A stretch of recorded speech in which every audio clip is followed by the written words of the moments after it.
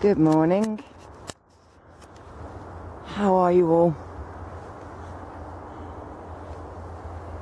I'm at Wayne Bodywood and my mobile is out of battery.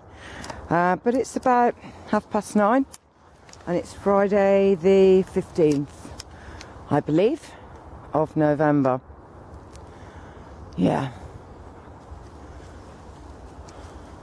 It's strange, you know, because I've been helping Tyler last night with his woodsman course, and it is so interesting, everything you need to know about trees. What's Henny doing? So I feel that in supporting Tyler to do his work, I am learning so much, really. Like I was just focusing on this tree here with all the ivy growing up it. And the beautiful, look at this moss. I mean, that is just fantastic, isn't it? Lovely.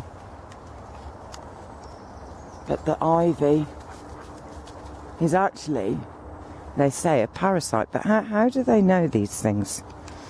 I suppose because the tree eventually no longer functions. But that doesn't mean to say that the tree didn't delight in having the ivy all around it. This way, Ebs. Anyway, it's cold in England, actually. Well, it's cold in Warwickshire. We've had tremendous winds for this country. Probably in other countries they'd just be considered a slight breeze. And look at that, isn't that marvellous? Colours of that are just incredible. Yep. And I think it's fallen from the canopy because it's got all the seed heads on it. Yeah.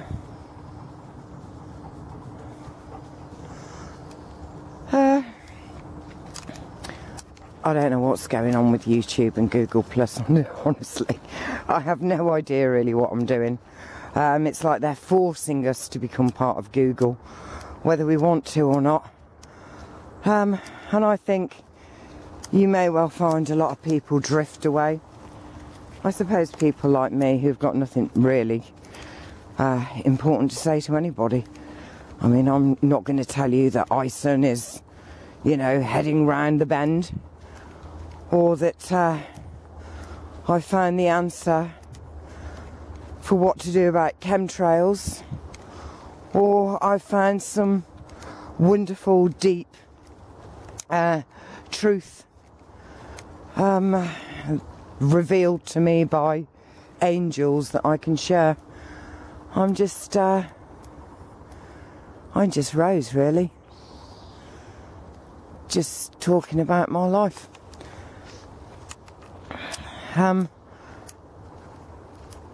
And I don't know. I just think to myself, there must be some easier way of me doing it than the way I am right now. I'm sure if it's meant to be that I find a different way, one will be dropped right in front of my nose. Honey, bring it. Go bring your shoe. Where is it? She says, I don't want that shoe anymore. Go on, bring it. Good girl. She says, oh yes, I do. We found a little sheepskin shoe that had been chewed up by someone or other, and Honey has decided to claim it as her own. I mean, she's so happy with that. Absolutely so happy with that shoe. And you know, she's not kind of saying I need a dog Porsche, you know, or I need a ball that's threaded with gold. No, she's just happy. She's left it there now, you see. She'll probably come back for it again in a moment. Anyway, guys, I've been thinking a lot about Sue. It's a year now. In just a few short days, it'll be a year since Sue died. the most horrendous death I have ever... Well, not that I hang around dying people, but, you know, the most horrendous death, honestly. And I did used to work with older people a long time ago in residential care. And I can remember being with a lady called Olive when she died. And it seemed so peaceful, so beautiful. And not at all frightening. But I have to say that Sue's death was the most... hello, mushrooms. Was the most barbaric. Seriously. You know... Yeah. And she died of cancer. Well, she was murdered, I believe, but you know what I mean. I have no proof. But I have been thinking about Sue and how quickly, not just the year has passed, but how quickly the time passed from her diagnosis, which was about 2 or 3 years. And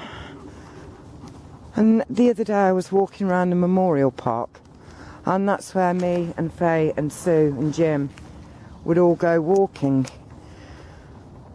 And I can remember walking around there and Sue saying, I don't think it's, you know, it's good. Go bring it then, honey, where is it? And I wonder what went through Sue's mind, because we protect people. You know, when we know that we're not well, we protect people.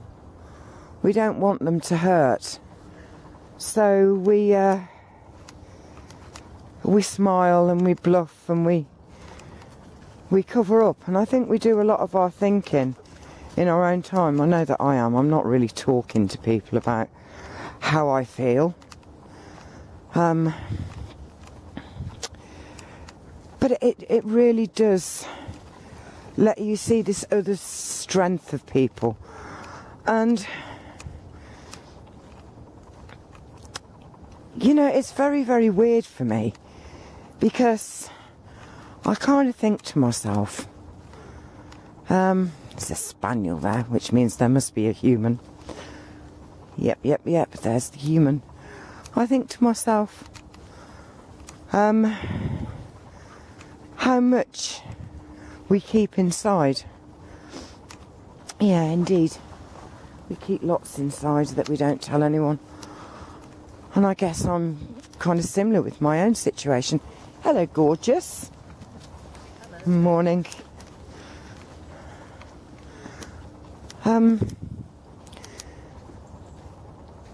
Yeah, I've actually been reflecting and thinking a lot.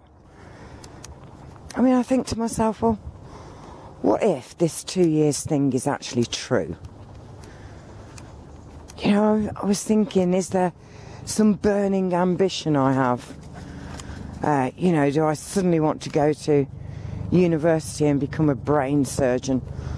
Or do I want to climb Mount Everest or go for a helicopter ride, as there's one above us somewhere? So many helicopters around these days, honestly. They just seem to be circling forever, and it's not during rush hour.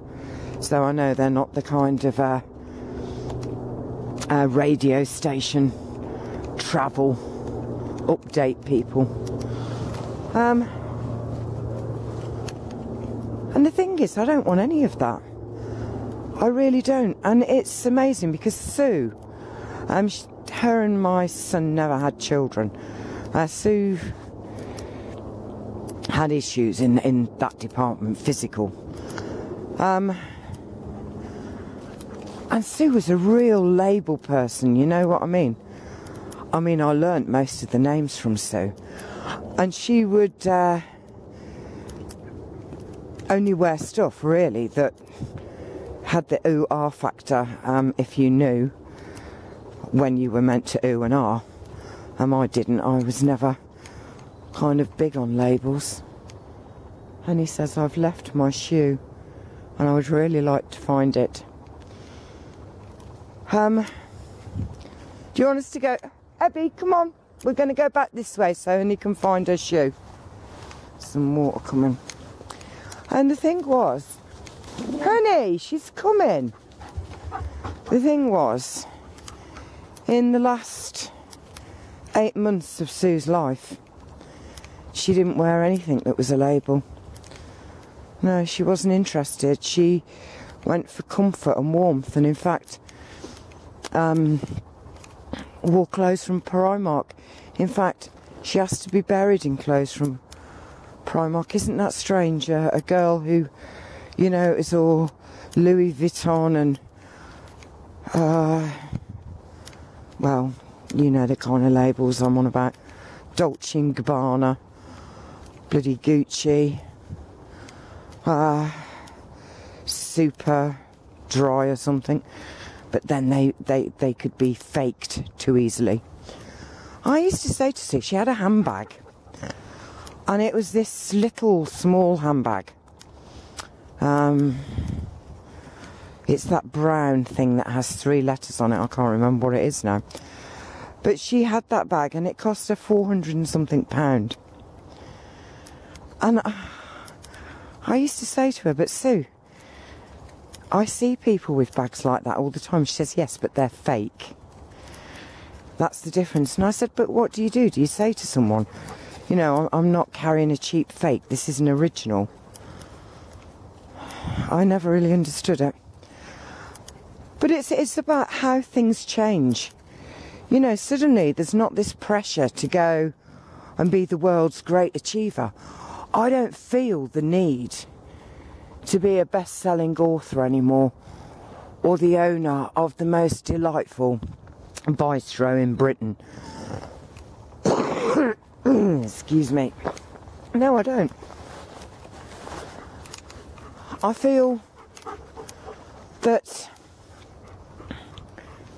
my achievements come in places like this, of seeing something amazing, and it doesn't matter whether I share it or not. You know, it's a gift for me. I'm here doing this, and there'll be a bird or a leaf dancing its way to the ground, or in amongst all the green you'll suddenly see a flash of red, and maybe it will be some red berries, or maybe a robin. And I look back on my life now and I think to myself, you know, God, everything happened at just the right time. And I'm so glad that the order that it was done in, do you understand? I mean, people said to me, you know, about having my children so early. But I've had children, 5 of them. 4 are still alive. And I have grandchildren, 17 of them. And I have great-grandchildren, 3. You know, and for that to happen, I needed to have my babies young. Everything happens just at the right time. I've been married 3 times. And I learnt so much from each of those marriages, I'm telling you now. And I had beautiful children from each of the marriages. 2 from the first, 1 from the second, 2 from the third. Yes, I've had wonderful children from those marriages. But it's like they had to happen in the time that they did, because I am blessed with the man I'm with right now. You know, I'm not kind of sitting there with... I do see my ex-husband from time to time. And you know, he just looks so old. He's the same age as me. Maybe I look so old too. But, you know, I kind of think to myself, God, we would have been, you know, getting the Stanner stairlift, and we would have been having a luxury conversion on the back, maybe a conservatory or something with triple glazed windows and chintz covers on our wicker furniture. You know, going off for our yearly jaunt to the south of France. Do you know, it's been so much more exciting with my stuff. I've just had a blast, honestly. It's just been fantastic. And I don't think it's about achievement. You know, we put so much pressure, especially parents do, onto their children. I mean, I did. You know, you honestly, you've moved to this area and you've scrimped and saved and done everything you can to get them into this really good school because you want them to be something fantastic. You know, you want them to be a lawyer or you want them to be a doctor. You just have to listen to people. I mean, you meet people after a while and you say, oh, and how are your children? Oh, well, Roderick. Yes, Roderick has just done his master's at Cambridge and he's going on to become a biogeneticist, umbrella maker or something. And, you know, Patricia, she's out in Vietnam doing whatever it is. Yeah, and you respond with, well, yes, well, Faye's just got her master's from Warwick. I mean, why do we do this? Not only to ourselves as parents, but to our children. You know, for goodness sake. Our children just need to know that they're loved. Our children need to be brought to places like this where they can learn without the teacher, which is this forest, saying a damn word to them. And, you know, I look at these women who have all this surgery and an effort to be a glamorous granny or, you know, when they're out with their children, kind of, this is my daughter. You're joking. I did think it was your sister. And we blush and we think, oh, bollocks, guys, you know what I mean? The number of times me and Faye have been called sisters, and it's only because they know it's going to make me smile. You know what I mean? Load of bloody rubbish. But we put all this pressure on ourselves and on those we love, instead of just being relaxed. And I tell you what, since I have been for that diagnosis, whether I believe it or not, let's just get that out of the way, whether I believe it or not, there are so many different facets to me. I'm not just Rosebush, tell me something and I'll respond. I have so many facets to my character and my personality, just as you do. And, you know, there's times when I sit at home and I really, really think about it. You know, it's like I believe it 100%. But, you know, I really don't mind. I think to myself, you know, if God actually said, Rose, this is it really is 2 years and that's it, I would just think, well, thank you. Do you know what I mean? Because I've had the best time ever. I mean, I have been through some pretty wild experiences, guys. I really have. And I have been so down, so medicated at some points in my life, that if someone asked me what my name was, I would have struggled to give an answer. But throughout it all, I've just had a great time. And I've been amazed at the achievements that I've actually achieved. You know, things like getting home from Belgium. That was fantastic. Not killing my sister when I found out she'd been having a long-term affair with my husband, and kind of advising me all the wrong things to do because she wanted to be with him and I trusted her. You know, my baby dying, my father dying, my brother dying, my best friend dying. You know, there's been so much, honestly. And I just think to myself, I need to focus on the experience of living. You know, it's not about whether I'm driving a yellow Porsche or a silver van or walking barefoot or with 6-inch heels on. It's about connecting with the earth and being part of everything that is. And that no matter what happens, you know that you are being guided. And as I've said before, since having this diagnosis, I just feel like I've given myself totally to God. I don't mind. I mean, what is there to be frightened of? What is there to be frightened of? Nothing at all. The only thing to be frightened of is fear. And I'm not frightened of anything anymore. Seriously, I'm not. I'm not frightened of anything. So, anyway, I'm going to go. It's difficult to know what I can say on these videos. You know, I'd like to just be so honest and let my thoughts and feelings gush out. But hey, cam, that's Farsi for little by little. And that's the way I'm going to do it. Cam. Okay, I'm going. So keep looking up, everyone. It really is the only way to look. And remember to enjoy life, live it.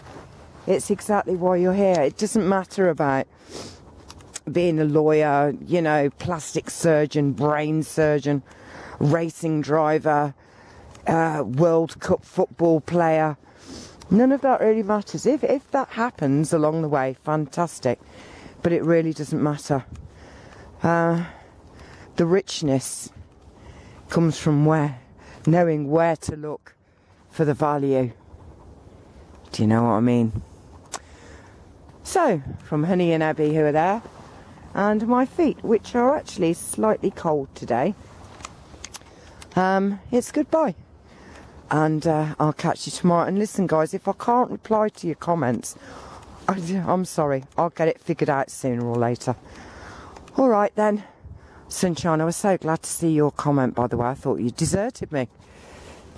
And I do so look forward to seeing a comment from you. Well, all of you. Right. Love you all. And, yeah. Just connect, guys.